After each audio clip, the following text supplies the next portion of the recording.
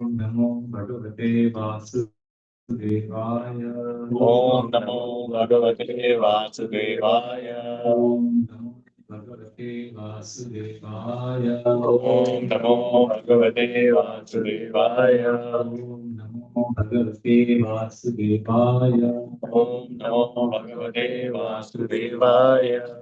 Narayanam Namastutyam Naram Chaiva Narottamam Devam Saraswati Vyasam Tato Jayam Nashtaprayesu Abhadreshu Nityam Bhagavata Sevaya Bhagavate Vitam Shloke Bhakti Bhavati Nashtaki Krishnaya Vasudevaya Devaki Nandanam Yacha Nanda Gopa Kumaraya Govindaya Namo Namo Namo Pankaja Nahaya Namo Pankaja Madhini Pankaja Netraya Namaste Pankajam Om Jnana-Timirandhasya Jnana-Jnana Shalakaya Chakshurunmilitam Yena Tasmai Shri Guruve Namah Mukam Karoti Vacharam Pangum Langayate Girim Yatrapātamaham Vande Shri Guru Dinatarim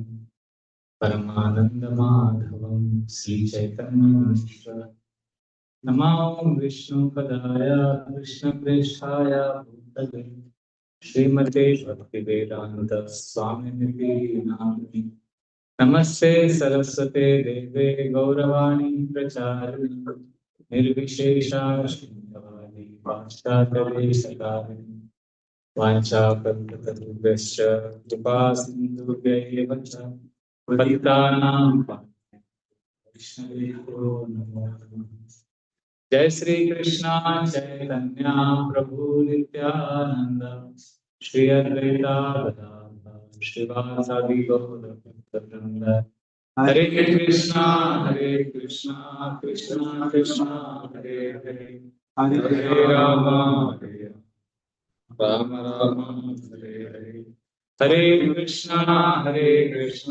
Krishna Krishna Hare Hare Hare Rama Rama Rama Hare Hare Hare Krishna Krishna Krishna Hare Hare Hare Rama Rama Rama Yanta Pravisha Mama Vajamimam Prasuptan Sanjeevayat Akila Shakti Dhara Svathamna Anya Shahasracharam Sharanam Tadari Pranamo Bhagavate Katanchanastrute Asmin Duskaram Sukaram Bhavet Vismate Vritam Sya Sri Chaitanya Namamitam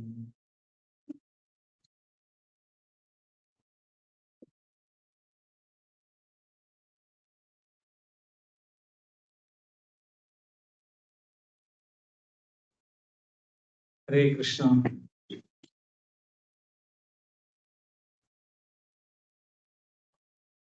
Thank you very much for coming today evening for the last session of this series of Srimad Bhagavatam, lessons from Srimad Bhagavatam. Today is the fourth and the concluding session. Today we discuss, yesterday we concluded with the pastime of the Brahmanas' wives getting Krishna's mercy. And the whole theme was how the Brahmanas knew everything about Krishna, but they didn't know Krishna. They were not close to the Lord. Whereas the Brahmana wives, they were not very educated, they were not very scholarly. But when it mattered the most, they could choose Krishna. So we discussed how the simple offering of the heart is more important than lofty knowledge.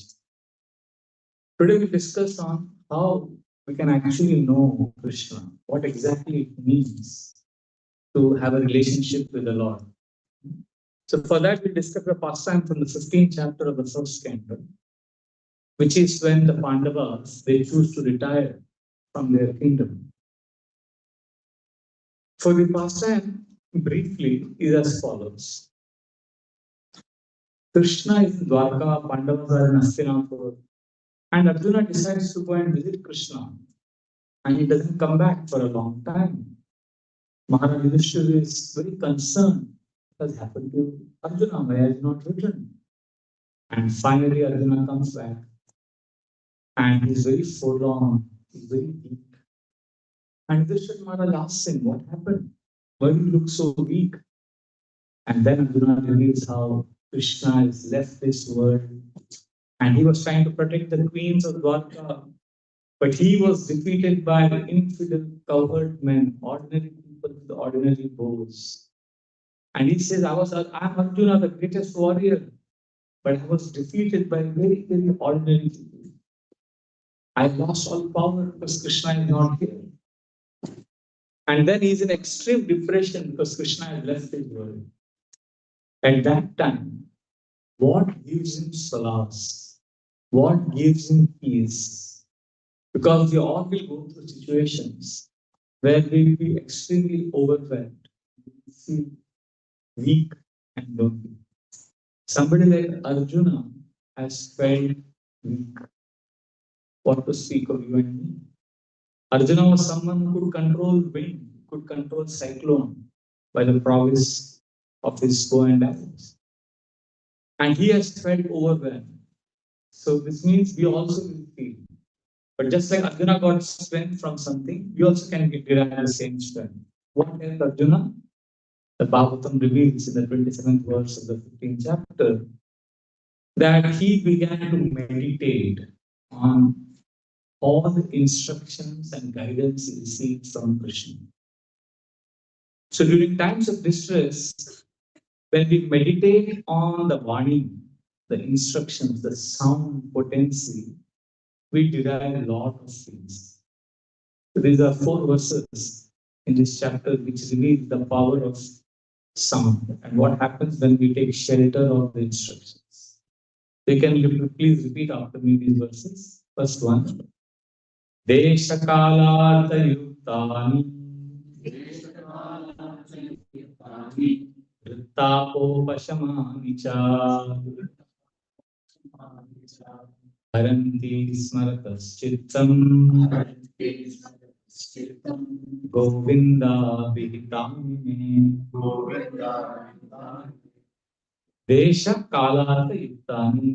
There is something which is extremely powerful at all times, places, and circumstances. And there is something, this is that thing which can give lot of peace to the heart. The heart can get lot of peace. And that is when our consciousness is fixed on Haranti Smarata Sittam Govinda Hitani. Hitani means instructions. When one meditates on the instructions of Krishna, one can feel that peace. That means Arjuna was in extreme distress. He found peace and strength when he took shelter of the instructions of Krishna. And actually, what happens when we hear or when we meditate on, like what it means is, for example, you go back home today and you write down what you learned from this class and you put it in a small diary. Later on, when you are as a part of your daily sadhana and you read it, it may not register so much. But suddenly, one of the days, you go through some distress, and as part of your daily study, you read the same stuff, read the same diary. And suddenly, at that particular moment, it will make complete sense to you. That is the power of hearing. That is the power of regular study. So the scriptures explain what happens when we what happens when we regularly read and study and meditate on the instruction.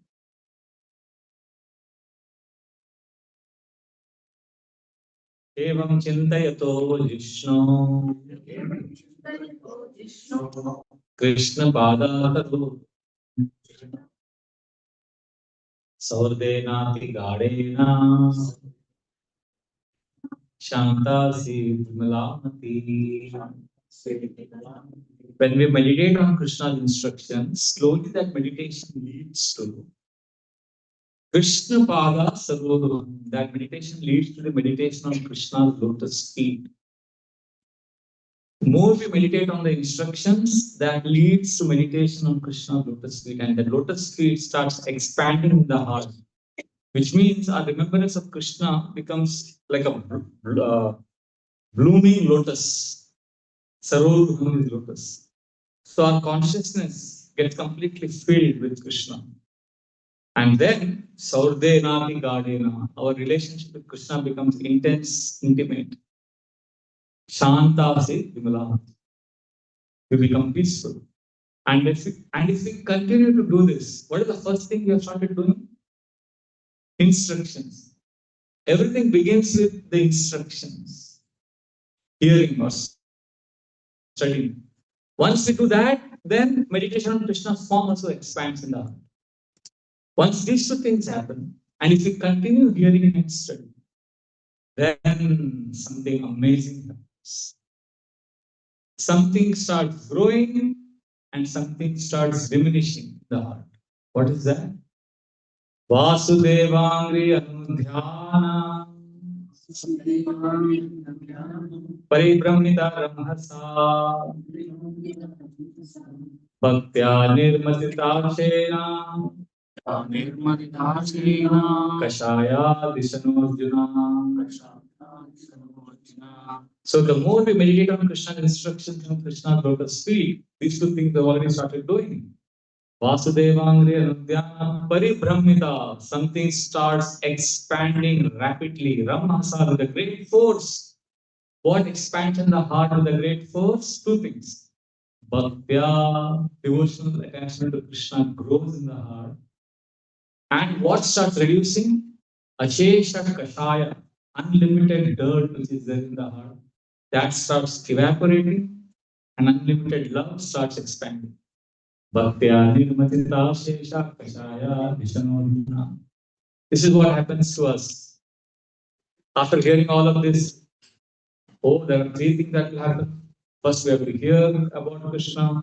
After hearing, meditation increases in the lotus feet, and the meditation on lotus feet expands to remembering Krishna in our lives, and our devotional service grows, and the unlimited contamination goes away. Amazing, amazing. But I have a problem. I'm not like Arjuna. Arjuna was lucky. He had directly Krishna's association, and therefore he could get all this benefit. This is all Arjuna's story, right? Arjuna could get all of this because he could argue that he had personal association of Krishna. And we don't get that. Sutta Goswami explains. We are also as lucky as Arjuna, believe it or not, because we have two things with us which can give us association of Krishna. Okay, before we get into that, what is the whole process? First, what we have to do? Start meditating on instructions. The more we meditate on Krishna's instructions, more our concentration will go on Krishna's lotus feet. And that will start blooming in the heart like a lotus. Will become Krishnaized. And then two advantages we get when this meditation increases. One thing starts growing. What is that? Bhakti, devotional service. And something starts reducing. What is that? The dirt of contamination in the heart. After all of this, if you can argument that I am not Krishna, I don't have Krishna association like Arjuna had, then we have an amazing blessing that Sutta Goswami gives and reassures. We have two things with us because of which we are in as fortunate position as Arjuna. And what are the two gifts we have? Geetam Bhagavatam Jnanam Yaddat Sangraham Murdani Kala Karma Tamoruddham Punaradhyagamat Prabhu. We have Bhagavad Gita and Srimad Bhagavatam. Geetam Bhagavatam Jnanam. Because of these two, we can also fight the war like Arjuna fought the battlefield. We fought in the battlefield of Kurukshetra. Yattat Sangraham Murdani. This is the battlefield. All of us are in a battlefield. And we are also fighting three enemies like Arjuna fought the Kauravas. We are also facing attacks from three things. Kala, Karma, Tamoruddham, time. Our own results of our own activities. And Tamo, darkness or ignorance. These three attack us like Arjuna was attacked by the Kauravas. So when we are attacked with this, and we have shelter of what? What shelter do we have? Bhagavad Gita and Bhagavatam. Then we will also become Punaradhyagamat Prabhu. We will also become Prabhu. We will also become Master. We will also have control over our senses. We will also experience things. So it all begins with scriptures, knowledge. Bhagavad Gita. Arjuna got benefits because he knew Krishna. But the difference is, we also know Krishna. We have also heard Bhagavatam classes. But the way Arjuna knows Krishna is different from the way we know the Lord. See, when you will hear in the Bhagavad Gita, so many places Krishna says, if you simply know me, you will be happy. If you simply know me, you will be delivered. If you simply know me, there is no more birth and death. Many places, 4th chapter, 7th chapter, 10th chapter, Krishna keeps saying, then just know me. If you know me, all problems are solved. And I know devotees who say, I know Krishna. And I have heard all the Bhagavad Gita, I can memorize, I can tell you all the verses. So I know Krishna, but why am I not happy? Therefore, there is a caveat here. When we say, I know Krishna, there is something else that has to be included in that knowing. And then we will be happy. That is very important for us. And it's a small thing. We have to all make a small adjustment. Trust me, a small adjustment in our knowledge of Krishna will make us completely happy. And that's what we're discussing now. In the 4th chapter, 9th verse, Krishna says, Janma karma cha me divyam evam yogeti tattvata tektva deham punarjanma miti mamiti. So Arjuna, one who knows my birth and activities, tattvata, one who knows it in truth, he doesn't have to take birth again. He'll always be happy. I know it. I've read it. I've heard it in the classes for the last 25 years. But I'm not happy. What is going on? So therefore, what does it actually mean to know Krishna? Is it enough to study scriptures and academically know? Like I have read the Gita, I have PhD. Does that mean I can be happy? No. See, there is a very important understanding. Knowing Krishna does not mean theoretical information of Krishna. It means loving him. Really? Yes. Knowing Krishna is equal to loving Krishna. Only when we love Krishna, then we know Krishna.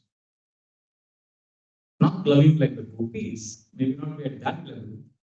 But Krishna explains very clearly what exactly it means to love Krishna or know Krishna. 7.19. Bahuna janmana ante jnanamanmam prapadyate. If we really know Krishna, we'll surrender. We'll offer our heart to Krishna. Vasudeva Sarvamiti Sa Mahatma Surla. Simply knowing means not academic knowledge, it means the ability to offer our hearts to the Lord.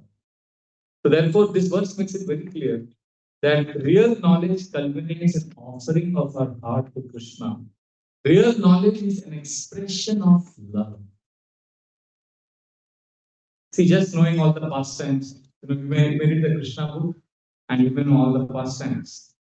But if you don't engage lovingly with Krishna, in Krishna's service, then it is like reading the menu card when you go to a Govinda restaurant.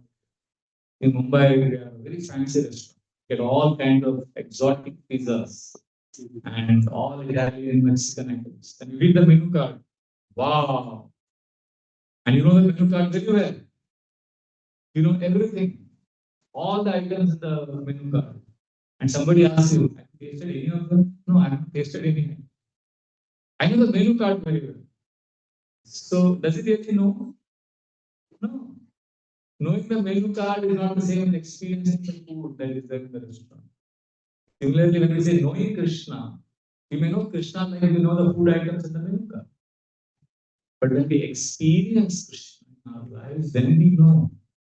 Because real knowing of Krishna is intimate, it's personal. And therefore, in the 10th chapter, verse number 10 and 11, Krishna makes it very clear. What does it mean to know Krishna? See, once you know this, once you know what is knowing Krishna, then we can discuss how to attain that knowledge. Therefore, I'm giving a background. It's very important. Krishna says in the 10.10 that if we engage in offering our heart to Krishna, Tesham Sadada Yuktanam Bhajatam Priti Purvakam Dadami Buddhi Yogam Tam Yena Mam Payanti. If we engage in devotional service with love, Bhajatam Priti, then Krishna says, I will give you the knowledge by which you can come to me. What does Krishna do actually? He enters the heart. Tesha Devanukampatam Aham Agyana Jantama Nashayamatma Bhavasto Jnana Deepena Bhaspata. He removes the darkness of ignorance in our heart with the torchlight of knowledge. He illuminates the heart with knowledge. And we understand Krishna. Therefore, the key word here is Vajatam Priti Purvakam, offering of our heart with love. This is the game changer in Bhakti Yoga. We are not practicing simply rituals like the Brahmanas are practicing, whom we discussed about yesterday. We need to offer our heart with Priti Purvakam. Then we can understand Krishna. Then we can become free from birth and death. Then we can become happy. Therefore, love is when transformation happens. Bhagavad Gita knowledge, attending these classes in the temple can only give you information. But it is love that can cause transformation. Information is not equal to transformation. Information plus love. Then the change happens. Otherwise, you will be in ISKCON for 25 years and still feel that the process doesn't work because we haven't added the element of love. So the knowledge is there. You come for 6 months to ISKCON, you get all knowledge. But that knowledge has to be added with humility, gratitude, appreciation, and the service mode. Then the magic happens in our lives. Srila Prabhupada often emphasizes, if you are practicing Bhakti Yoga, please know Bhakti is not dry philosophy. We have not come here to become philosophers. It's all about a loving relationship. It's emotional, it's devotional, it's practical. So therefore, it is love that leads to Bhakti realization. You'll see devotees here chanting, reading, serving, coming to temple. They are not come here to know about Krishna. They have come here to have a relationship with Krishna. Our whole process is, Krishna is Supreme Lord.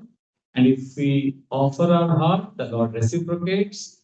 In fact, if there is knowledge and love, let's say somebody has a lot of knowledge and somebody has a lot of love. Who do you think Krishna reciprocates with more? Love. Krishna's reciprocation with knowledge is not as much as he reciprocates with love. Therefore, yes, when we say we should know Krishna, what we mean is we need to love Krishna. And love is the highest form of knowledge.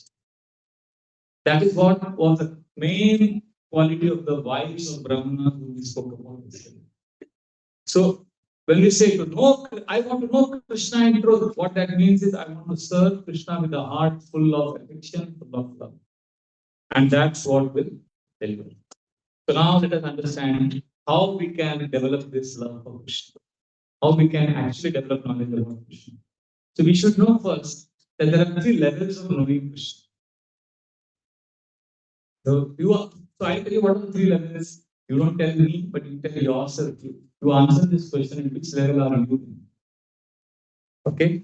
Knowing is nuance, it's subtle. So let's say, I'll give an example. So recently when I was in temple, somebody said, "Hey, you know Sharmaji? Sharmaji came today to temple." So there were 5 of us sitting. So the leader of the temple came and said, "Hey, Sharmaji came. Do you know Sharmaji?" What is the question asked? Do you know Sharmaji? Instead of Sharmaji, replace it with Krishna. Do you know Krishna? So when he asked, do you know Sharma? Mr. Sharmaji has come. One person said, I know him. Oh, that fellow with the big mustache, right? The big stomach and bald. We're talking about the same guy. So then the leader said, yes. So then the first one, yes, I know him. He's a man with a big mustache. I've seen him in the temple. So this is the first level of knowing Sharma, Mr. Sharma. The second level of knowing is another devotee said, oh, I know Sharmaji. Oh, he's the one. He studied in this law college. I was in the same college. I went to his house once for prasad. I know he has 2 sons. Yeah. If you see now, at level 2, this person knows Mr. Sharma little more than the first person. Right? So the first person knowing of Sharma is casual knowledge. Casual knowing. Second person knowing of Sharma is personal familiarity. There is a difference between casual knowing and personal familiarity. But there is a third person in the group. When he was told, when he heard, do you know Sharma, he smirked and he smiled and he said, Prabhu, I know him too well. He's my buddy, he's my very close friend.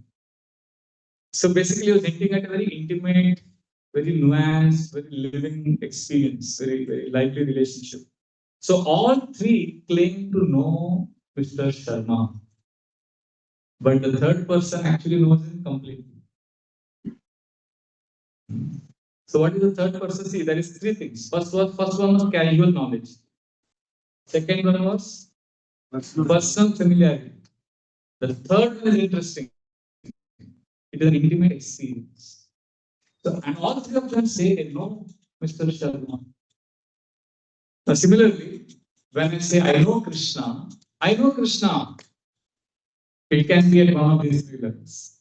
So please ask at which level you are in. First level is theoretical knowing of Krishna, informational knowledge of Krishna, like a scholar who knows the facts, like somebody who can rattle off verses 7.3, 7.19, 10.10, 10.11.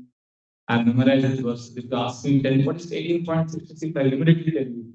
You will say, wow, you know Krishna? Yes, but that is theoretical, informational knowledge. I know about someone. But the second level of knowing Krishna is personal experience. When does that happen? When do you start the second level of knowing Mr. Sharma or Krishna in this example? When you start sincerely practicing, when you start hearing regularly, you start chanting every day, offering food to Krishna, you start feeling Krishna's presence in your life. Then you are knowing Krishna with some relationship. Do you get this? What is the first? Knowing Krishna with theoretical knowledge or information. Second is some personal connection. And third level is we know Krishna when we offer our hearts completely. We say, Krishna, I surrender. Krishna, I belong to you. And when there is affection in our service, when there is deep emotional connection, that is third level of knowing. I'll give a very mundane example. How many of you have heard the name Virat Kohli? Please raise your hand, don't be shy.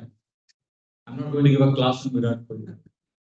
So Virat Kohli is a very famous person in India. And recently he's made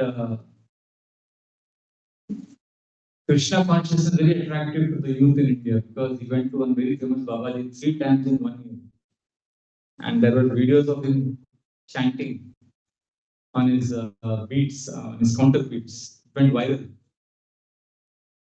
So now let us say Virat Kohli. 3 people say, I know Virat Kohli. First one says he's a fan. He will quote all the stats of Virat Kohli. How much he has played cricket and all the social media updates he knows. So this person who Virat Kohli is at level 1. What level? Informational knowing of Virat Kohli. Second person is his teammate. Who is his teammate? Shreyas Iyer, KL Rahul, Rohit Sharma. They say, I know Virat Kohli. I know his strength, I know his weakness, I know his character, I know his mood. Very good. So this is personal. So first level of knowing is informational. Second is personal. And then Virat Kohli's mother or his wife, Anushka Sharma, she says, I know Virat Kohli. And what does she know? She knows more than the first 2, right? She knows his heart. That is relational. So when we say I know Krishna, please ask yourself, do you have informational relationship with Krishna? Do you have a personal relationship with Krishna? Or do you have a relational relationship with Krishna? Is there some relationship? So When Krishna says, one who knows me will be happy, he is talking about this third type of knowing, the way Virat Kohli's mother or wife knows him. We have to know Krishna like this in a relationship. Then we will be happy always. So, spiritual knowing is at three levels. First is jnana, information. Second is vijnana, which is realized knowledge. And third is preeti, or love. So, therefore, when we are reading scriptures, we study, we become expert in Sanskrit, grammar, knowledge, we know Krishna's name, form, pastimes, we are all at the level of jnana. But when we start chanting every day, you see preachers tell people, please start chanting. And you're thinking, what is this? Why are they telling us to chant on the weeds? Why do they tell us to do deity worship? Why are they pushing us to the 10 Himalayas? See, we're not fanatics. We are doing that because we want you to move from jnana to vijnana. We want you to realize this knowledge. Because when we start practicing, when we get experience, we rise higher from information to personal relationship. And then, as you associate with devotees more, they will tell you, please offer your heart, please surrender. That is because that's when you will have a heart-to-heart connection with Krishna. So you'll see across the scriptures, devotees will emphasize that real knowledge of Krishna is only possible through what? Real knowledge of Krishna is possible through love, through offering of the heart. Therefore, Bhagavad Gita 7.3 Krishna confirms. Manushyanam sahasreshu kaschid yadati siddhaye yattamati siddhanam kaschid mam veti tattvata. He said, out of millions of people, hardly one person tries to understand me. And out of millions of people who try to understand me, hardly one person actually knows me. So therefore, this tattvata, knowing Krishna, is possible only to those who are constantly devoted. So therefore, knowing Krishna is moving from information to some connection and then to actual transformation. So therefore, please understand, bhakti is not dry philosophy, it's a relationship. So Srila Prabhupada, I can give you many quotes. I did some research. Prabhupada, so many quotes. Prabhupada says, unless one is the lover of Krishna, one cannot explain Krishna properly. I repeat this, Vrindavan 1977. Unless one is a lover of Krishna, one cannot explain Krishna properly. So when you say knowledge, please understand, knowledge means what happens. See, when we are doing devotional service, Krishna reciprocates with us. So when Krishna reciprocates, we get some knowledge. Like when Krishna does reciprocation or Krishna reveals certain things to us. And that knowledge, so when Krishna says somebody who knows me will be happy, he is referring to this knowledge, the knowledge which he gives us because of reciprocation. So let us now move forward. Let us see how we can enter this stage. What is the first stage? In ISKCON, in Bhakti, our journey is when we are a visitor to the temple. A visitor to ISKCON temple is at which level? The level 1. He has information. So we want to rise from being a visitor to a practitioner. A visitor has information, knowledge of Krishna. A practitioner has a little personal experience of Krishna. And please ask yourself where you are. Are you a visitor? Are you a practitioner? Or are you the third level? What is the third level? Lover. All three are knowledge, but the lover has complete knowledge. So how do we move from being visitor to a practitioner? Discipline, sincerity, commitment, daily practice, sadhana. This is how we move. If you are a visitor and you want to become a practitioner, please connect with devotees, start chanting. Make some consistent practice. That's how we move from being a visitor to a practitioner. Let us say we're a practitioner. You say, Prabhu, I've been coming to this temple for the last 10 years. I'm a practitioner. I want to rise to being a lover of Krishna. Then you have to start doing a few things like being vulnerable, surrendering, offering the heart with emotions, intense prayers, coming in front of the Lord, spending time with the Lord. Basically, we have to move beyond simply the practice. We need to connect to Krishna. So this is how we move from being a visitor to a practitioner to a lover. From reading to relating to Krishna, and then eventually having a relationship with Krishna. So therefore, this is a very beautiful quote. I want to repeat often. This is the section of Madhavendra Puri, where Srila Prabhupada quotes this famous verse from the Brahma Samhita. Do you know this verse? Vede Shudurla Madhurla Brahmatma Bhakto. Brahma is saying that I cannot be known by all the Vedas. I can be only known when there is love.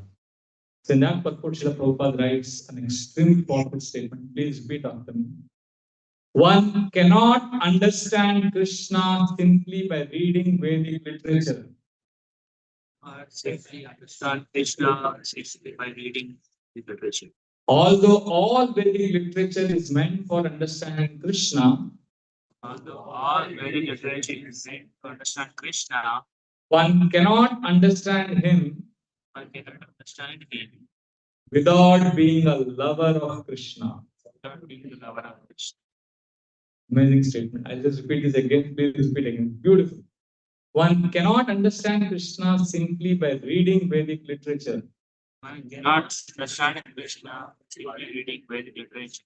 Although all Vedic literature is meant for understanding Krishna, So all the Vedic literature is meant to understand Krishna, one cannot understand him cannot understand him without becoming the lover. without being a lover of Krishna. Even Srila Prabhupada would sometimes say, just love Krishna, that's all. Because that's the way. The example of Shishupal. Shishupal knew everything about Krishna, but he did not love Krishna. Whereas Vrishnis and Pandavas, they were attached to Krishna. And Uddhava knew everything about Krishna, but his qualification was not knowledge. But he loved Krishna. That's why Krishna spoke Uddhava Gita. Bhishma had all knowledge, but Bhishma was dear to Krishna not because he had all knowledge, but because he loved Krishna. Hanumanji had all the knowledge. Hanumanji was a great knowledge scholar. He knew grammar, he knew logic, he knew scriptures, but his greatness is not because of his learning. His greatness is because of his deep love for Lord Ram. So therefore, it is love that dissolves the ego. It's love that gives us real knowledge of Krishna. Now, Srila Prabhupada knew Bhagavad Gita. There are many scholars in India who know Bhagavad Gita, but none of them transformed the world like Srila Prabhupada did.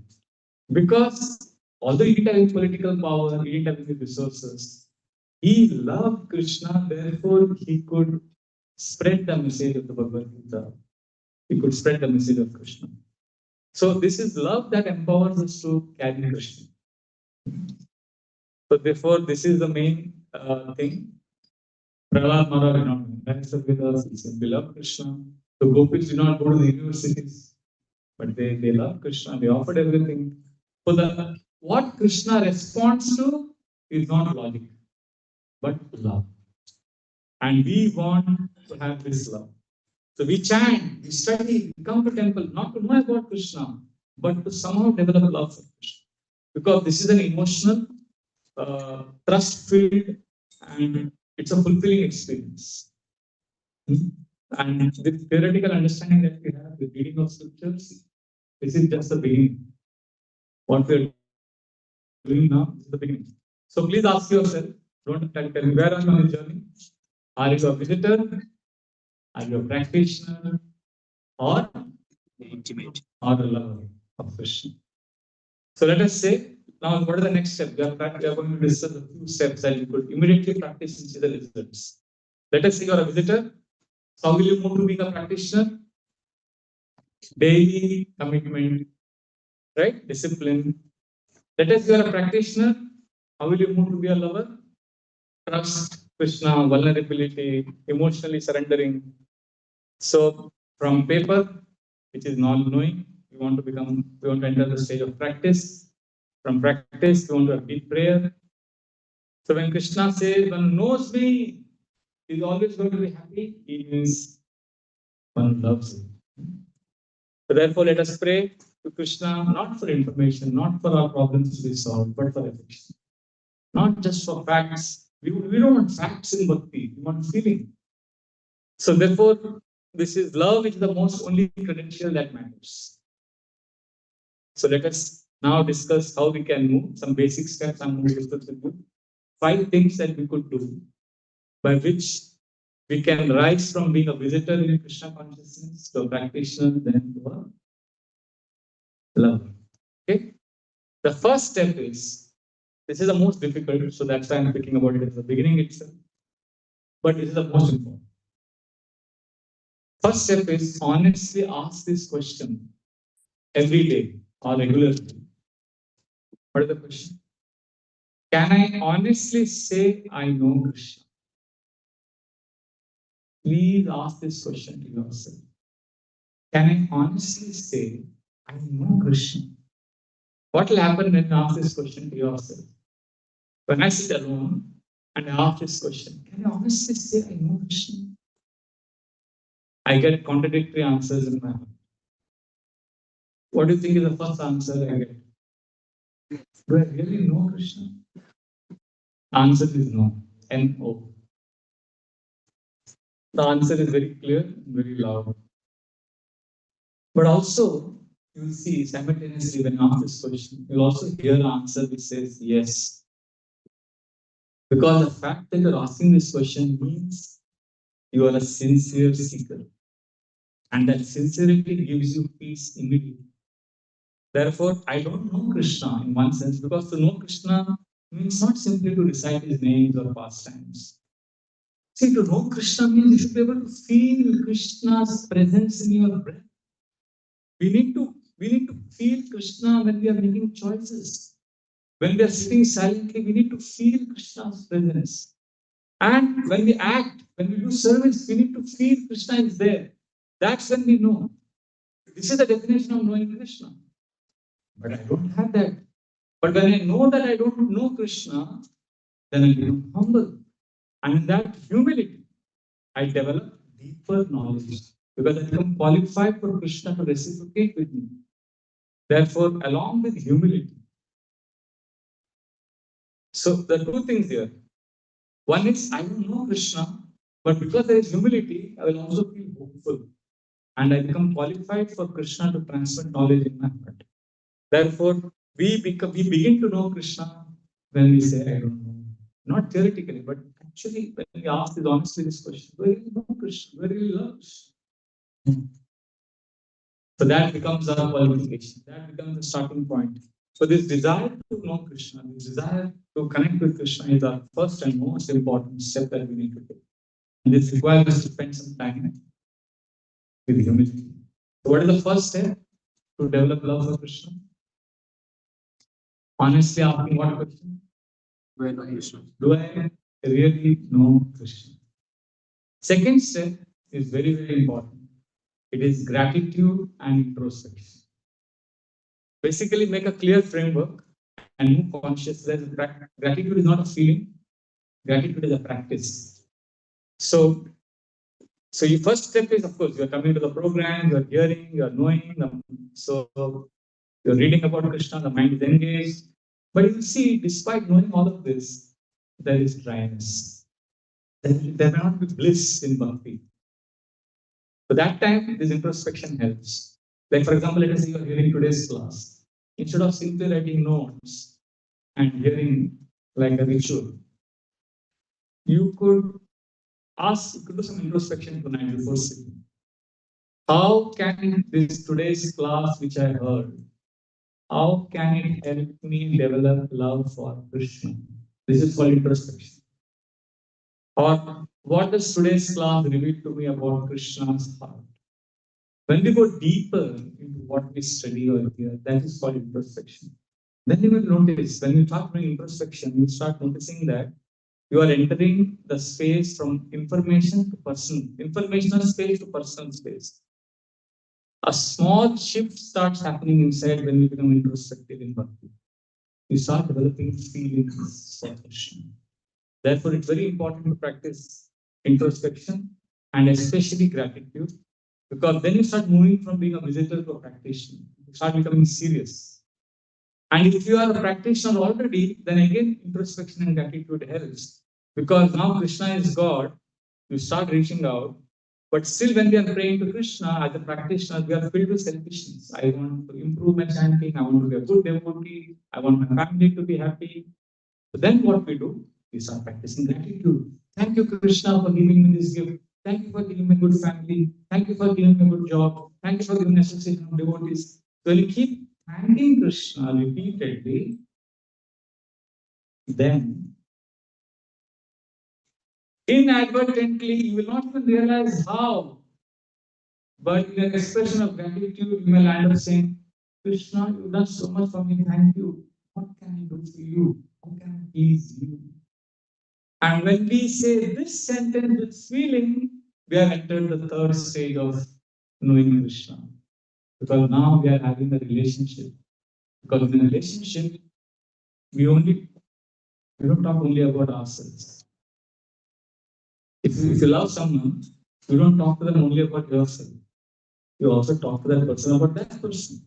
Isn't it? Do you say, I love you so much, let me only talk about myself to you? No, if you love, you'll also want to know what the other person wants. Similarly, when we express gratitude, and then when the gratitude leads us to ask Krishna, Krishna, how can I serve you? How can I please you? Then the magic happens. Because Krishna every day is advising us, is arranging things for us, is allowing us to do some things. When we recognize how Krishna is arranging, advising, allowing us, we become Krishna conscious. We start moving forward. We become introspective.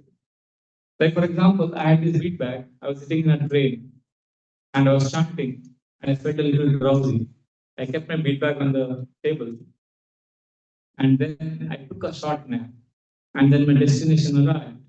I took my bag to get off the train. As I was getting down, I suddenly remembered my bead bag was on the table. I came running back, picked up my bead bag, and got off the train. This is an ordinary incident. You may say, oh, you just remembered. It was coincidence. It was something. We just remembered. So what's the big deal? But there's another way of looking at it. We are introspective. We have a practice of gratitude. We will realize that, oh, Krishna reminded me to pick up my bead bag. That voice in the heart that you hear is the Lord. Because in the Gita, Krishna says, Sarvasyataham hridisannivishto matta smrityajnanapohanamcha Vedeksha sarve ahameva vedyo vedanta kridveda videva cha. In the heart, I call remembrance. So one way of seeing it is, oh, I forgot my bead bag, but suddenly I remember. Another way of seeing is, Krishna is traveling with me in the train. Krishna is seated next to me. And as I was getting down, Krishna patted me on the shoulder and said, Prabhu, you forgot your bead bag. Krishna didn't say Prabhu. Krishna said, you rascal. Krishna would call us Prabhu. You rascal. You forgot your bead bag. You took a vow of initiation. During initiation. Oh, thank you, Krishna. So one devotee will rush back and collect his bead bag. Another devotee will also rush back and collect his bead bag. But before doing that, he'll say, thank you, Krishna, for reminding me. So that's how we move in our bhakti. From informational to personal, from personal to relational, from being a visitor to a practitioner, from practitioner to a lover. We start investing emotions. So like that. So this is the way. Like I'll give another example. Recently in Mumbai, I came to know that three devotees, close friends of mine, developed a strong prejudice against another devotee, and this devotee is also dear to me. Please understand this. Three devotees developed a wrong understanding about one devotee. I came to know that they have discussed among themselves and they come to this conclusion. Now, I want to tell them you have a wrong understanding. This devotee is not like this. But if I go and tell them, they will be shocked that I know what they were discussing because the fourth person was close to them told me. And he also told me they should never know that I told you. So now I'm desperate that their misconception goes away, but they cannot know that I know what they are thinking about him. Do you see my predicament? I think we also have been in this situation. So I was praying intensely, then I gave up thinking. And then one day we were taking prasadam, And what an amazing element by Krishna. The three of them, one of them suddenly mentioned his devotee's name in another context about some other incident. And the other devotee also spoke something. And I got a perfect situation for me to clarify that doubt which they had without they getting a hint that I know what they are thinking. And when the whole thing happened, I came back to my room and I realized, wow, how Krishna masterfully orchestrated this event. So I wrote in my journal, thank you, Krishna, for arranging this situation. So it's Krishna who arranged this, Krishna who advises us. So therefore, let us say you are a practitioner coming to temple regularly. Now you want to go to the third phase. What is the first phase? Visitor. Second, practitioner. Third, lover. From informational to personal to relational. So this will only happen when you start practicing gratitude and introspection. That's how we move up the ladder. Now let us say you are also very very keen to move from practitioner to lover. You are simply, I'm practicing gratitude, introspection, all that is okay. But I want to go fast. This is going to take time. I want to make immediate advancement in Krishna consciousness. I want to make fast advancement. Well, then there's a magic question you have to ask. If you ask this question,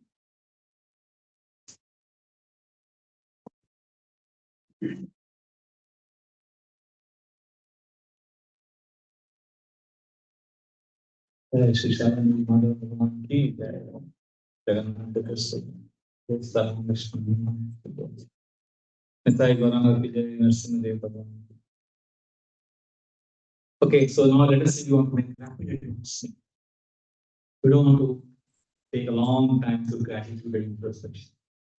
Okay, so you really want to rise to the lower stage, then during introspection, ask a very simple question. What does Krishna want from me? Let us shift the focus. Right now, the focus is, what am I feeling? What do I want? And Krishna, please give me. That's why our relationship is personal. But it becomes a lover relationship when we start asking, what does Krishna want? Krishna, how can I please you? Krishna, what do you expect from me? And when we ask this question, we start feeling a longing. See, right now, we are all practitioners. I'm assuming you're all visitor, practitioner, lover. Let us say most of us are in practitioner stage. So as a practitioner, whatever we are doing, why are we doing? The main goal is to purify ourselves. Practitioner focus is I want to purify my own. But a lover's focus is I want to please Krishna. I want to make Krishna happy. So let us start asking this question now. How can I please Krishna? What does Krishna want from me? Then you will see this shift happen. So we have discussed out of the 5, we have discussed 2 steps. What is the first step? Honestly asking what question? Do I really know Krishna? And what will happen when we ask this question? We get a contradictory answer. We don't know Krishna because that's very humbling. But in that humility, we'll also feel that I'm sincere and we will develop some feelings for Krishna. And the second step is gratitude and introspection. But if you are feeling both the steps are slow and you want to make rapid advancement, then in your introspection, what question you can answer? What Krishna wants. What Krishna wants from me. Because right now our practices are to purify ourselves because we're at the practitioner stage. But if you want to enter the lover stage, we have to think of not purification but pleasing Krishna. Now, third step is the most practical and immediate benefits you get. And this is called coming back to Krishna or calling Krishna. Do you call your friend or your partner, your wife, your husband when you go to India, or when your partner has gone to India? We call them, right? Now, this is very important, very practical. It's very poetic, very practical, very potent. like in a conversation, in a social setting, or let us say some mundane task you are doing, immediately, instantly offer a prayer internally. Krishna, or you silently breathe Krishna's name. Krishna, please help me do this. Or let us say you're talking to someone and then internally at the Madhyama Bhava, at the thought form, you offer a prayer. Krishna, please help me serve him. Krishna, please take care of him. Whenever we enter Krishna's space through our thoughts, we are calling Krishna. We are making a phone call. We are connecting to Krishna. We are coming back to Krishna. This is like a mini return trip. We are coming back to Krishna. And if you can do this many times during the day, we are stitching a thread, we are creating a life which is filled with belongingness. So that's when we connect to the Paramatma. You all know that there is a lot in the heart called as Paramatma. One of the biggest misconceptions devotees have in ISKCON is that Paramatma is a witness, is in the heart, he is witnessing what I am doing. No, Prabhu, Paramatma is not a witness. Paramatma is a silent lover in the heart. He is waiting for you to turn to him. So when we can come to Krishna, when we can start talking to Krishna regularly, then just imagine Krishna sitting beside you. When you say Krishna is in the heart, you take him out of your heart and put him next to you. That's what Krishna is doing 24/7. So anytime you can ask Krishna, how can I please you? Or Krishna, please help me. So whenever we are doing that, we are rising from being a visitor to a practitioner. This Paramatma is the doorway, is the gate between my personal and relational bhakti. Paramatma is a factor that helps us move beyond our rituals in bhakti. Paramatma is the person who makes us move from the world of our own mind to Krishna's world. Paramatma is the person who makes a bhakti from information to personal to relation. So let us say, I'll give a practical example of how it works.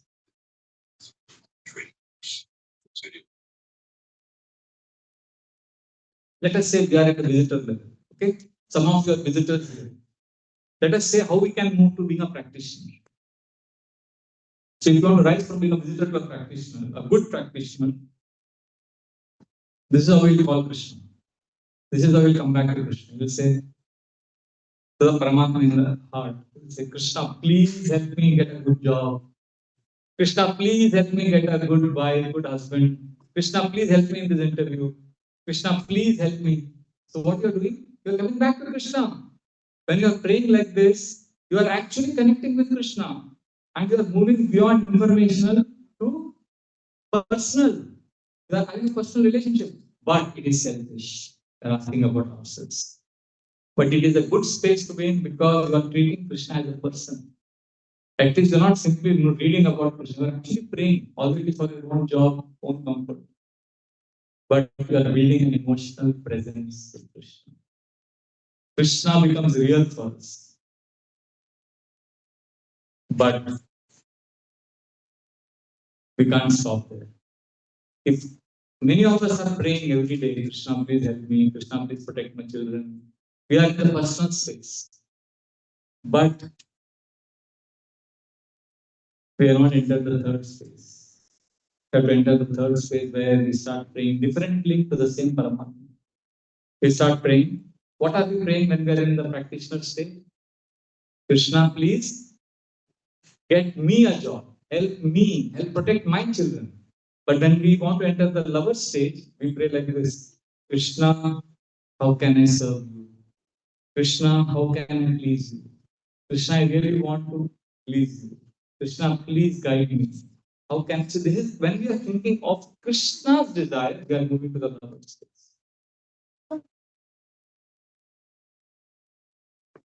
Because many of us are praying to Krishna every day, but we are in our own world. We are not in Krishna's world. Now, I'm not saying this is wrong. We have our problems, we have our challenges. If we don't pray for ourselves, who will pray for us? We need to tell Krishna, Krishna, help me. That's good. But we also need to spend some time in the space where we want to please Krishna. That's when love blossoms. That's when the knowledge transforms into belonging. That's when, see, when we want to serve Krishna, if you love someone in this world, what is the sign that you love? You will serve. And when you keep serving a person, you develop love. So therefore, this is a magic key. How can I serve you, Krishna? How can I please? I'm doing something for Krishna. It's like you could cook something for Krishna today, or you could write a letter to Krishna. So offer a small flower when you come to the temple, or some little renunciation for Krishna. Krishna, I give up this for you. Something for Krishna. So then, when you do these three things, what is the first thing to develop a loving relationship with Krishna? First one, honest question. What question? Do I honestly know Krishna? And the contradictory answer will keep us humble. Then humility will attract Krishna's mercy. What is the second step? Gratitude and introspection. And if you want to make that, expedite that process of introspection, then what question we should ask? What can I do for you? And what is the third step? Coming back to Krishna means calling Krishna. Wherever we are, we connect to who? The Paramatma in the heart. Who is not a witness? Who is Paramatma? He is a silent lover. He loves us. So this is basically the first three steps are based on the principle of quality time with Krishna. Just like in a relationship, what happens? When does intimacy develop? When there is proximity. When you are connected to each other, then intimacy develops. Similarly, when you are chanting, don't rush your japa. Chant with feeling. Be with Krishna. You know, what pastime did I read today? What did I learn today? What does this tell me about Krishna's personality? So this basically we have to transform scriptures into a conversation, not just content. Right now we look at scriptures as content. Oh Prabhu, create new content on your YouTube channel.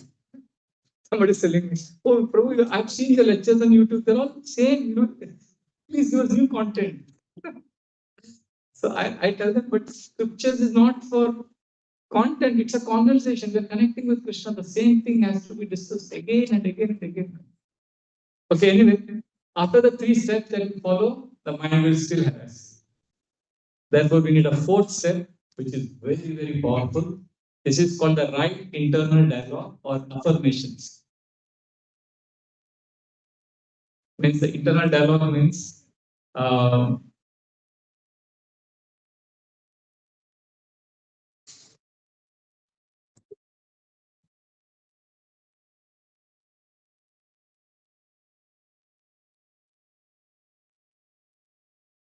we can ask this question whenever we are disturbed. Whom do I belong to? Please, Prabhus and others, please know this is a very extremely powerful question. Whom do I belong to? Do I belong to Maya or do I belong to Krishna? See, when you are miserable or when you are in doubt, confused, please ask, whom do I belong to? This is one of the central identity crises of the living entities. I belong to Maya or I belong to Krishna. Now, belonging to Krishna is not a feeling, it's a decision which we take again and again. It's the choice we make every day. Like many times I've seen, we say, the devotees say loudly, I belong to Krishna. But what choice do we make? What do we choose? See, when we make a choice, let's say you choose one. Let's say you have a choice now of chanting 2 rounds, Hare Krishna, and watching the latest Netflix series. So let us say you made a choice of watching the Netflix series. When you do that, when you make that choice, you may not say it out loud, but that particular moment, you are saying, I belong to Maya. Or let us say you choose, okay, I'm going to read Bhagavatam now for the next 10 minutes. So when we make that choice, we may not say it out loud, but by that choice, we are saying, what? I belong to Krishna. So each time we choose surrender over self-centeredness, we are saying, I belong to you. When I accept, like sometimes when you accept Krishna's plan, although you are in pain, when you accept Krishna's plan, you are saying, I trust you, Krishna. You're saying that. You may not say it out loud, but the action says it. Let us say sometimes some devotee may do it as Prabhu do this seva. I don't understand why you should do it. But still you follow with faith. So when you're doing that, you may not say it out loud, but you're saying, Krishna, I love you. You're saying that, although you may not say it out explicitly. But the point I'm saying is, we are saying many things subconsciously when we perform actions. When we make choices, we are saying something. So I'm saying now, let us reverse. Let us say it out consciously, loudly, and let that saying lead us to making the right choices. See, when we make choices, we are saying, Krishna, I belong to you. So I'm saying, let us start saying, I belong to you, and that will help us make the right choices. Ulta. Like, I belong to you, Krishna. I love you, Krishna. I want to please you, Krishna. I made a wrong choice. Now I want to make the right choice. This affirmation helps us to reset the brain. It helps us change the neurological settings there. It helps us to create a new pathway, new neural pathways in the brain. It's possible. We want to come back to Krishna, but we need to start affirming that I belong to Krishna. I belong to Krishna. I want to serve Krishna. That helps us make the right choice. So these are the 4 steps if you are trying to have a deep relationship with Krishna. Because we don't want to be a fan of Krishna like a social media lover. Remember, I give the example of Virat Kohli. We don't want to be simply somebody who knows him through social media. We also don't want to be somebody at the second level who knows him like a team player or a colleague. We want to know him like his wife knows him or his mother knows him. So for that, we need to have these 4 steps. What is the first step? Honestly asking what question? Do I really know Krishna? What is the second step? Gratitude and introspection. What is the third step?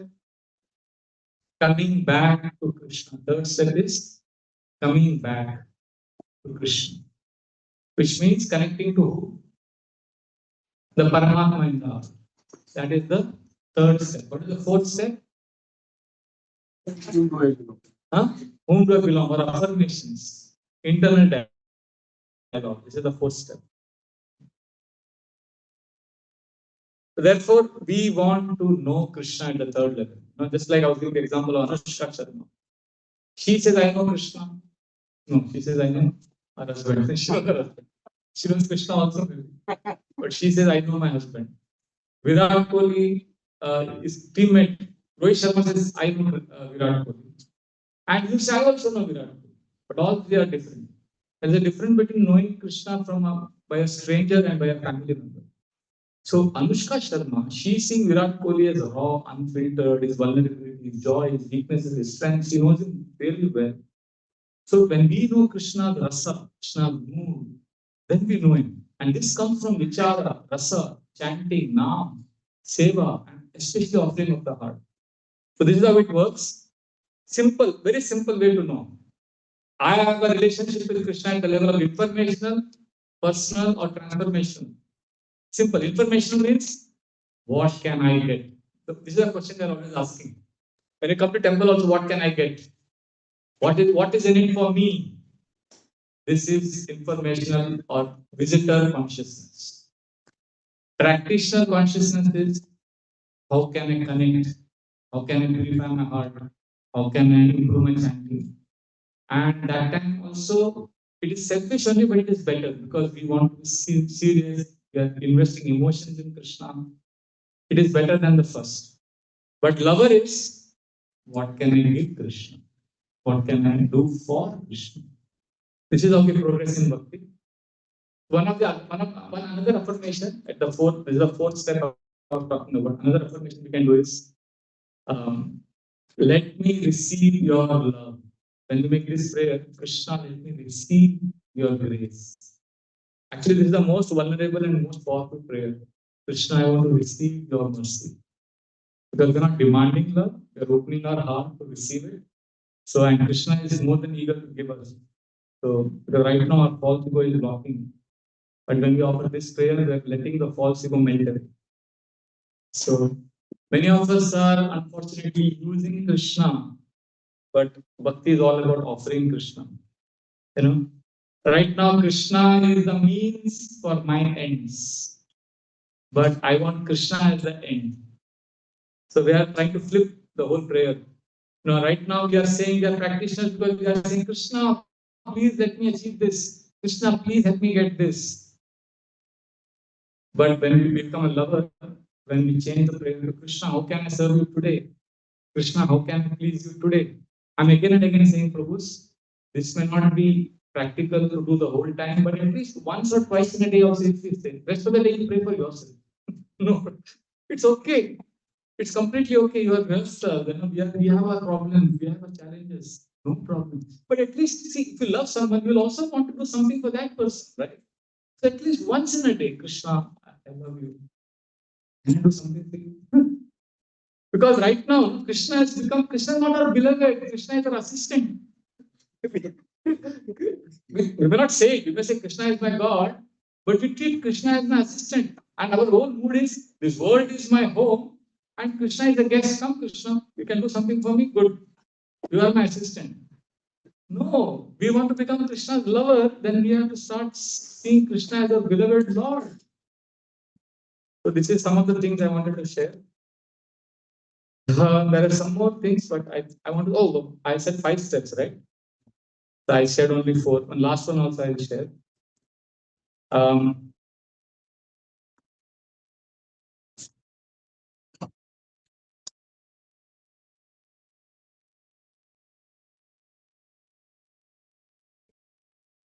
No, I think I'll pause it. It's too long. I want to keep some time for question and answers.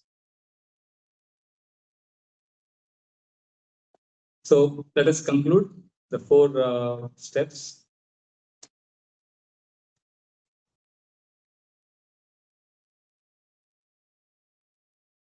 Fifth one is easy, association.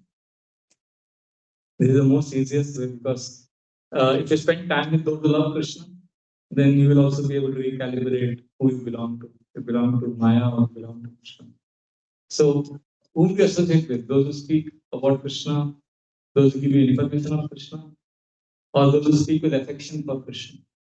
Like when I hear Gauranga Darshan Prabhu, Amarendra Prabhu, when I hear their classes, I can see they speak with affection for Krishna. That affection is very powerful.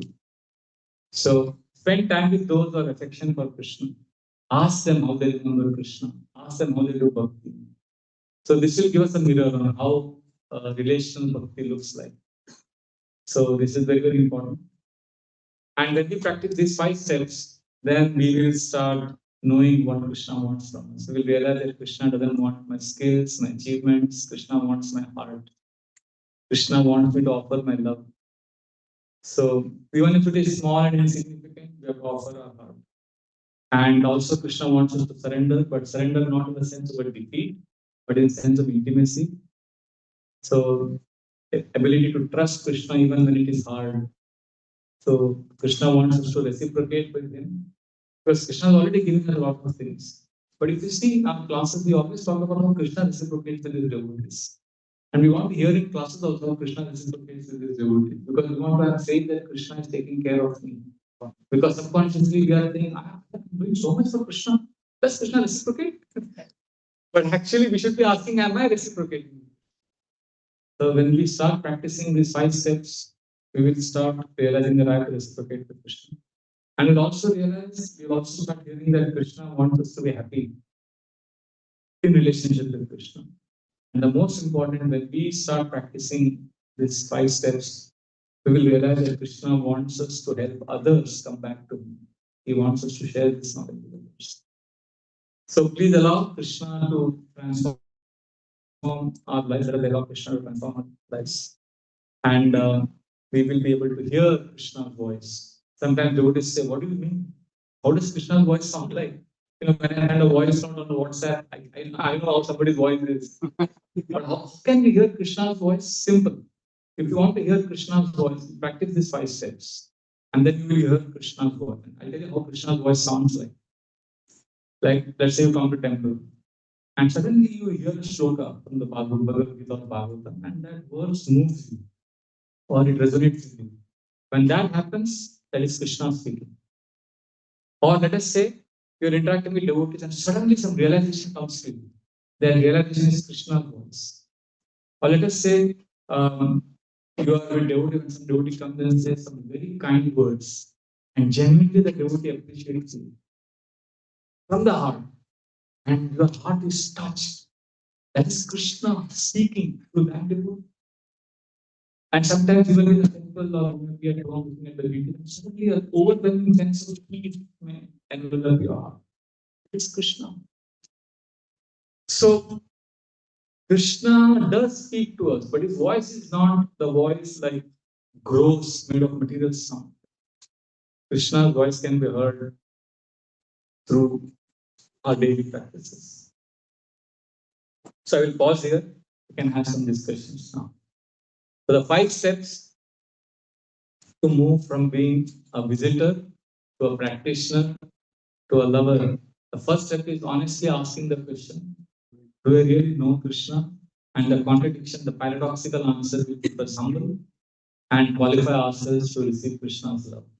Second is introspection and gratitude. And third,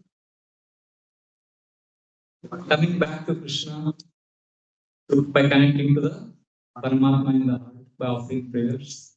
Fourth, affirmations or internal dialogue, and especially saying, I belong to Krishna, or I want to receive Krishna's love. And the 5th step is association of those who speak about not about Krishna with information but with affection.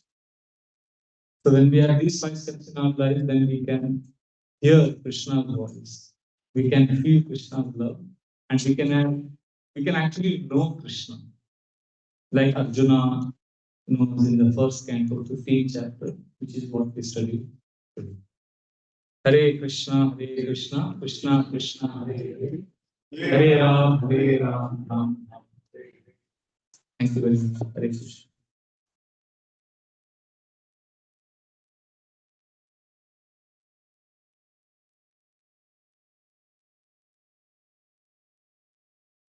Yes, Madhu. What are the steps to be like again? This is what the 5 steps. This is what I shared today.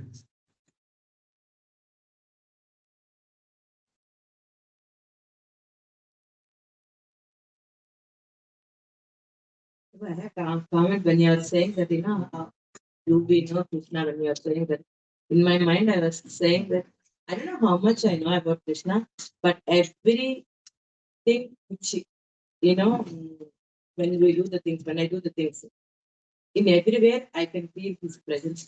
Lately, like in a couple of years onwards, really grateful every breath which I take, every minute, because of his father's mercy on me. But I'm not worthy of receiving those things, but I'm blessed by his presence. Thank you. This is where we want to go. This is where we want to reach. Thank you.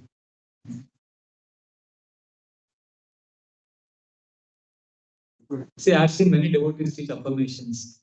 I myself practice affirmations like, when I'm in a lot of anxiety, too many things happening, I say, all that needs to be done by me is done. I'm at peace. Life is peaceful. Life is relaxed. I keep saying this just to slow down my mind. So affirmations are great. But actual affirmation which works is when you say things, statements like, Krishna, I belong to you. I do not belong to Maya. I belong to Krishna. Krishna, I now receive your grace. So when this is the kind of affirmation which is a sincere cry of the soul. This is not sitting on the edge. This is not trying to make the world a better place. So therefore, affirmations are not bad. It just said what kind of statement we make. That is important.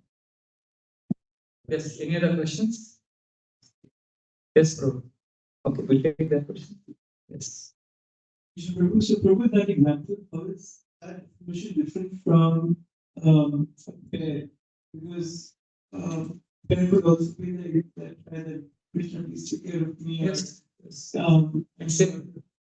But there is more to prayer. In prayer, we think prayer means affirmation. No, prayer is affirmation plus silence. We think prayer means talking. Keep telling Krishna, I want this, that is prayer. No, prayer also means listening to Krishna. So just like in a relationship, when you're talking to someone, you also listen to them. Can you just sit quietly in the temple or looking at the beauty? Just being in the presence. Can you be? For us, everything in Krishna consciousness is do. Do. We have become human doing. We are supposed to be human being. So prayer is when we offer our heart and then wait for Krishna to fill our heart with his presence. Affirmation is one part of prayer.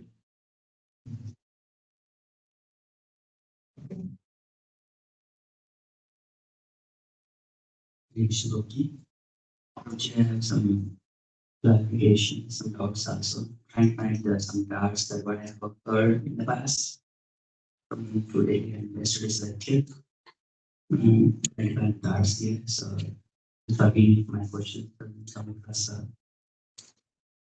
In Krishna says, in Bhagavad Gita, 4 types of people comes to Krishna. One of them is the Gnani. In the Bhagavad verses, Krishna says, Tesham Gnani Nityeta Eka Bhakti Vishyate. So there the doubt arises.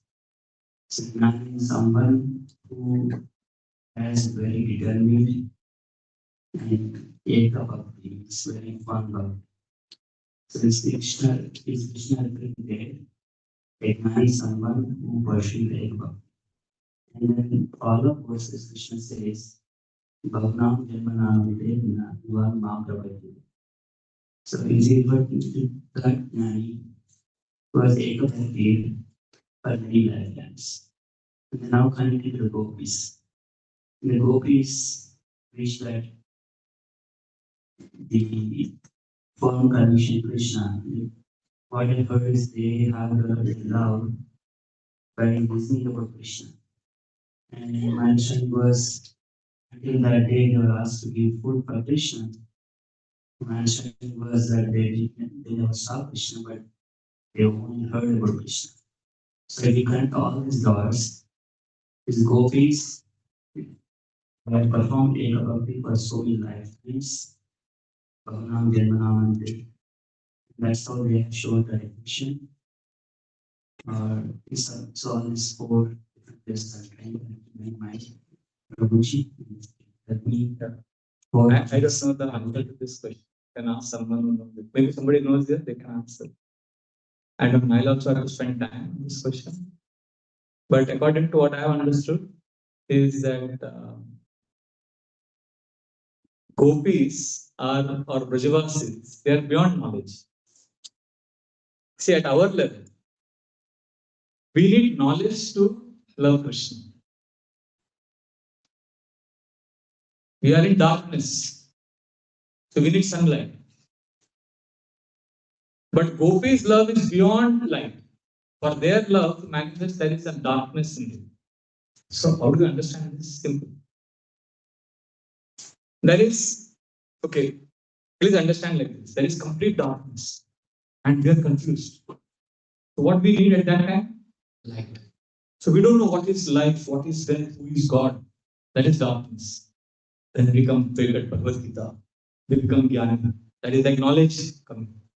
And we understand, oh, this is Krishna. Krishna is God. I should love Krishna. I came to class. The sunlight has come. Now I understand. So I will start practicing. I heard in the class. I saw this 5 steps today Prabhuji taught. This is all like sunlight appearing and darkness going. Great. So we become devotees. But gopis are in different category. Gopis are, to understand gopis' love, it is called pole star love. So, to see the pole star, the sunlight has to go away. It has to again become dark. You can't see pole star when there is sunlight. Are you getting this? Similarly, what gopis are experiencing for Krishna, this knowledge will not help. There is something beyond this knowledge. There is so much love that gopis have for Krishna. So much knowledge so much love they have for Krishna, that love covers the knowledge. Just like the darkness covers the sun and then the pole star is seen. So our love for Krishna will come when we have knowledge. But Gopi's love is called Jnana Shunya Bhakti. Their bhakti is Jnana is completely covered. They are like, they only love Krishna. They don't care whether Krishna is God or not God. In fact, they refuse. If you tell them Krishna is God, they will dismiss your theory. But we cannot do that. We are in darkness. We are in the bodily consciousness of life. Therefore, we need sunlight of knowledge. Therefore, we need Jnana. That is what happened to Uddhava. Uddhava was a great scholar. His incarnation of Brihaspati, disciple of Brihaspati. Very, very knowledgeable.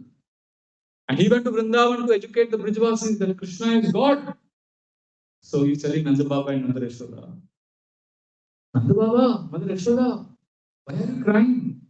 They are saying, oh, Krishna is not come back. So thus, Nanda Baba, Mother Yashoda, you know you are Krishna, you are crying, don't cry. Krishna is not ordinary boy. He is Supreme Lord. They are like, what? He is our child. No. You know what he has done? He has defeated Jarasandha 17 times. He has killed so many demons. This is all knowledge, right? He has knowledge. He is telling all this. And what does Nanda Baba say? Oh, he is fighting so many battles. So when you hear Krishna is killing so many demons, you think, wow, he must be God. But Nanda Baba and Nanda Yashoda's logic is, oh, he's killed so many demons, he must be very tired, he must be very weak. Is he eating properly? Their logic is logic of love, which is different from logic of knowledge. Your question is in the logic of knowledge space. So we need knowledge, we need to discuss, we need to analyze. But for them, it is beyond knowledge. So the Buddha says, no, wait. Nanda Baba, Mother Yashoda, see, you don't understand. Krishna is not an ordinary person, he is God. He can defeat Jarasandha, he will not be weak. So then Nanda Baba says, oh, Uddhava, I thought you were very intelligent. But I didn't know you were Guru. How can Krishna be God? See, God. We know little bit Vedas. We heard that God means Narayan, one who gives shelter to everyone. But Krishna, we gave him shelter. How can he be God? And you are saying Krishna is God, but Krishna is someone who is Aptakam, completely satisfied. But our Krishna is greedy for butter. So how can he be God? So logically they prove to Uddhava that Krishna is not God. So atheistic person will also say Krishna is not God. And Brajvasi will also say Krishna is not God. But the difference is that atheistic person will say Krishna is not God out of envy. Brajvasi will say Krishna is not God out of love. So love is higher than knowledge. So for that, knowledge has to be covered. So then Uddhava, he starts, your gopis are crying for Krishna. He's saying, don't cry. Then he says, no. It is the goal of life to cry for Krishna. So he tells them, cry more. Cry more.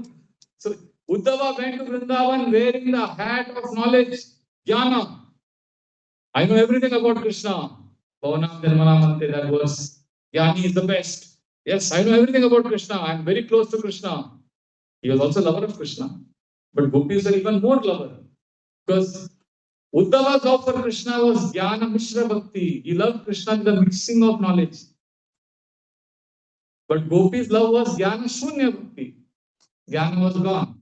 So Uddhava went wearing the big hat of knowledge to Vrindavan to educate the gopis. Krishna sent him to become humble. And when Krishna saw gopis love Krishna so much, it is so high, and he had gone wearing the hat of knowledge. When he saw the gopis love is so high, his hat of knowledge fell down. And then he realized that his knowledge is not sufficient to understand Krishna. So right now, we are buddhus, we are in darkness, we need sunlight to understand reality of material world out there. But once we start developing deep love, then this knowledge has to get covered, and there has to be only love. So gopis, when you started saying gopis, suddenly my intelligence short circuit ho gaya.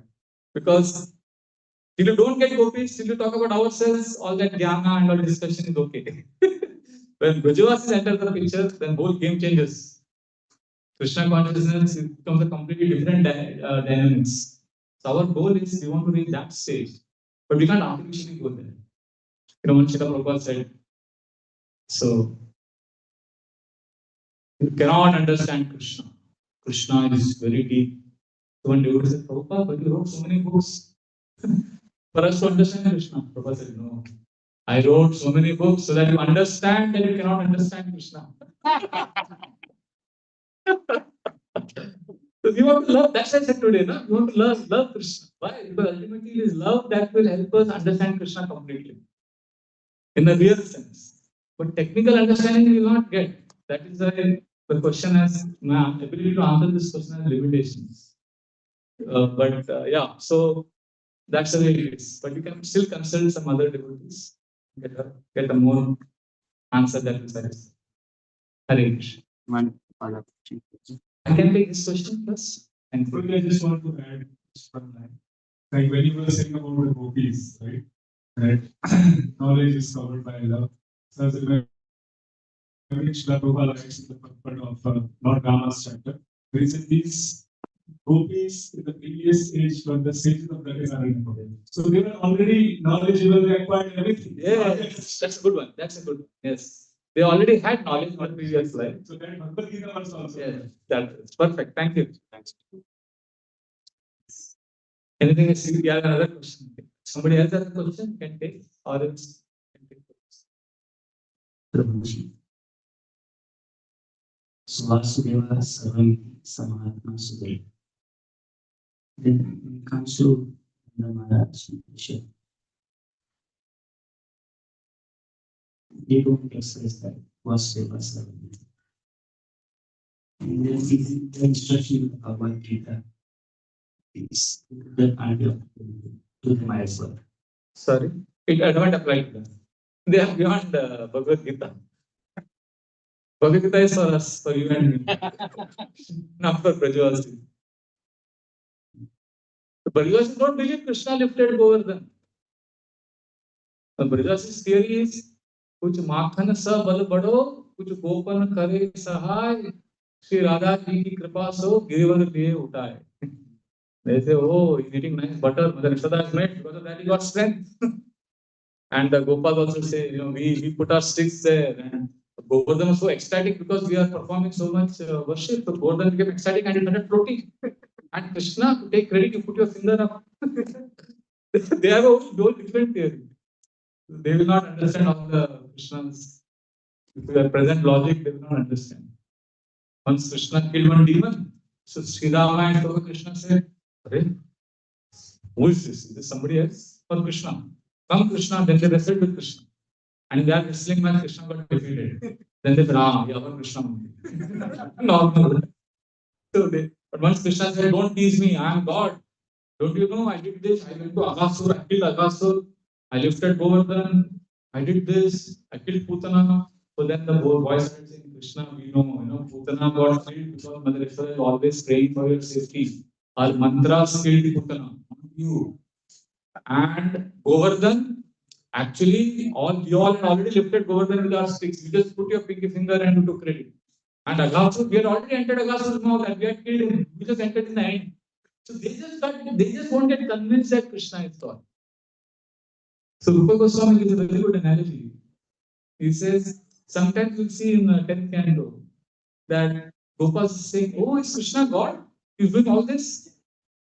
Then immediately they say, Krishna cannot. So Rupa Goswami gives the analogy that sometimes when you're boiling milk in an open area, so some blade of grass may fall on the milk. And then, so sometimes the blade of grass may float on top. But then again it goes down. Similarly, sometimes they may get this knowledge that Krishna is God or something. But then again it will get drowned. So that love is highest love, which is beyond knowledge.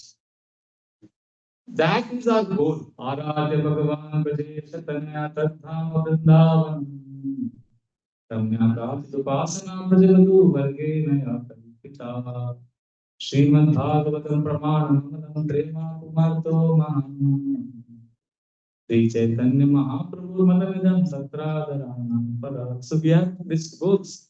Our goal is Aradhya Bhagavan, the darling of Vrindavan, Krishna. And Vrindavan is our worshipable land. And the gopis are our role model. Srimad Bhagavatam is our goal. So these are some of our goals which Lord Chaitanya Mahaprabhu has given us. But we can't artificially go there. We can't say, okay, I don't want any knowledge of Krishna, I love Krishna. Then you become Saitya, you become cheap. Like when Srila Prabhupada was in Chennai, one Grahastha couple, they had Radha Krishna deities at home. They had dressed the deities in complete black cloth. Radha Krishna was covered with like burqa, complete black. Prabhupada said, what is this? Black, complete black Krishna, dress was black color, Radha Krishna is black.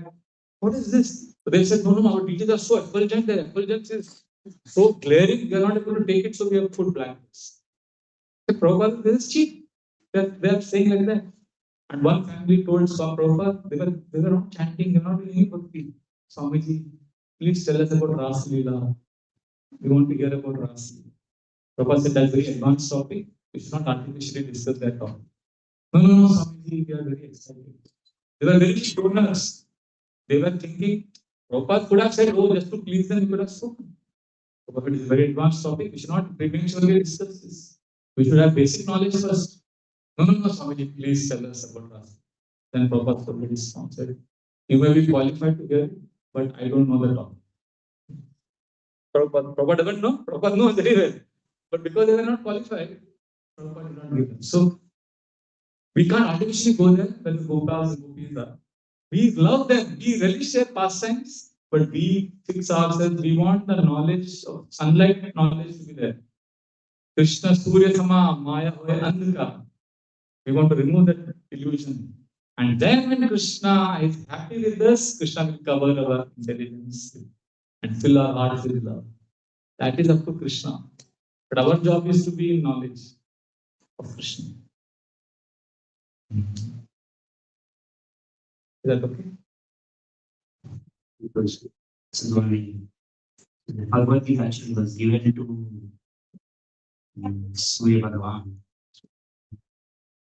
Narashava, with the knowledge of gopis, did not instruct, Krishna did not instruct them because it is to be discovered themselves after having this knowledge first. So many times. Is the right understanding? Yeah. Krishna gives that.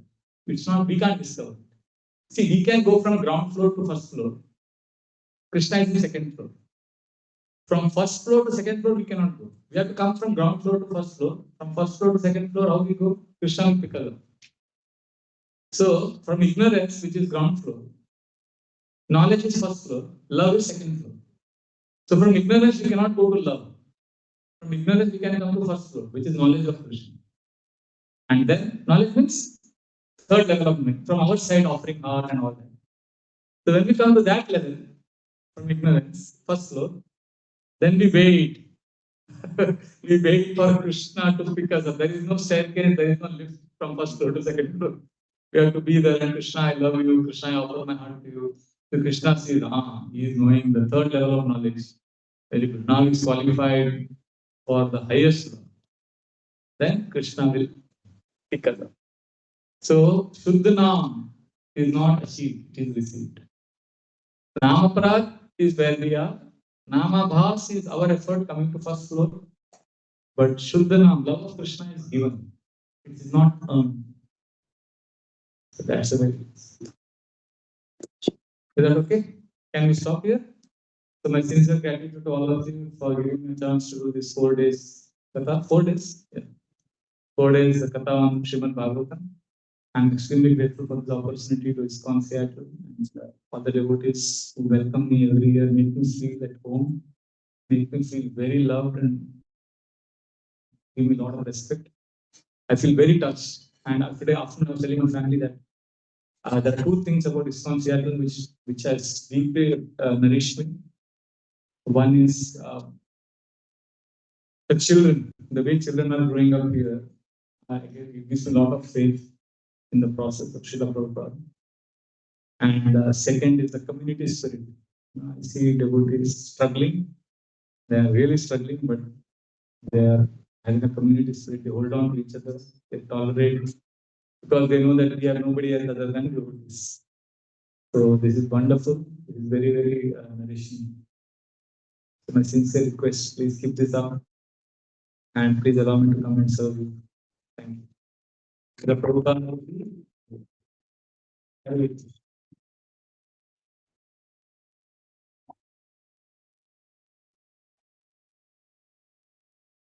into the folders are just as practical understanding of this Bhagavatam, and how to actually apply that to daily daily life. So yesterday I was speaking about Prabhu's, website, Yoga modern. There are many such videos and wisdom shared there. And we could not do notice a class could not do this all things we actually understood assimilated everything to us. So but there are books at least get us started. So these books are some of you must have taken last year, but if you're not taking, please do consider one is the inner journey, is finding a safe space and this chaos. And the second one is mind your mind. Three principles for happy living. There are three major classifications and how you actually mind your mind. And lessons from the book is applying all the spiritual wisdom in daily life. So all the three books are really valuable. If you're not taken these to consider, they are available in the bookstore. And I took it and I can say I can partially read, not completely. It's a good beginning to get all the things you like to learn from the this experience. With that, that's the efficient rules and here in actually giving this up so that we can actually concentrate on this. I say Haribol only. Haribol! Haribol! Haribol! Please come for every year. Along the year. You will arrange.